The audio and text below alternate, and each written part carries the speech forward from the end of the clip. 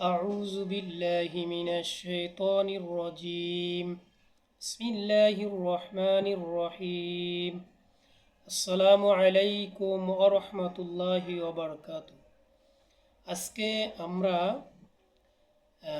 একটা জিনিস জানবো যে প্রত্যেক ফরজ নামাজের পর নবী করিম সাল্লাল্লাহু আলাইহি ওয়াসাল্লাম যেই দোয়াগুলা পড়তেন আমরা সেই সব দোয়া সম্পর্কে আজকে আমরা জানব যে প্রত্যেক ফরজ নামাজের পর কি কি দোয়া পড়তে হয়।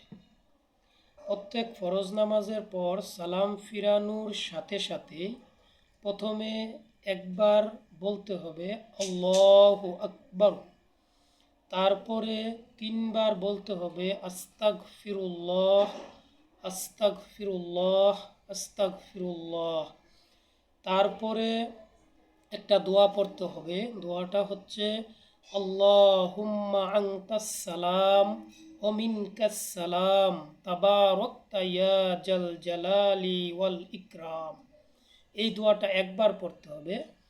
তারপরে আমরা আয়াতুল কুরসি সূরাটা একবার পাঠ করব, কারণ এই সূরা অনেক গুরুত্বপূর্ণ একটা সূরা। যেই ব্যক্তি প্রত্যেক ফরজ নামাজের পর আয়াতুল কুরসি সূরাটা একবার পাঠ করবে সে জান্নাতে চলে গেছে।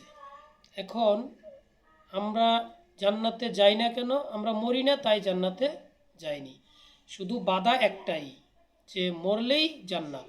তাহলে এত গুরুত্বপূর্ণ একটা আয়াতুল কুরসি সূরাটা অনেক গুরুত্বপূর্ণ, তাই আমরা এটা প্রত্যেক ফরজ নামাজের পরে এটা ইনশাল্লাহ পড়ব, এটা আমরা কখনো মিস করব না ইনশাল্লাহ।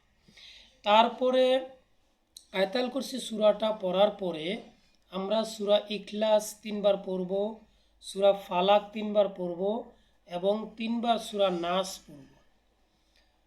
তারপরে আমরা সুবহানাল্লাহ সুবহানাল্লাহ এভাবে আমরা 33 বার পড়ব।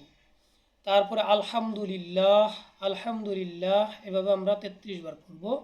তারপরে পড়ব আল্লাহু আকবার আল্লাহু আকবার, এটাও আমরা 33 বার পড়ব। তাহলে 3 33 99 হয়।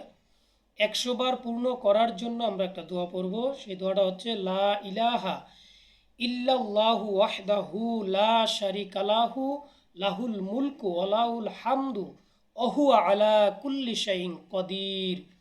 যাদের এই সূরাটা মুখস্থ নাই তারা আল্লাহু আকবার আরেকবার পরে 34 বার পরে 100 বার পূর্ণ করব ইনশাআল্লাহ।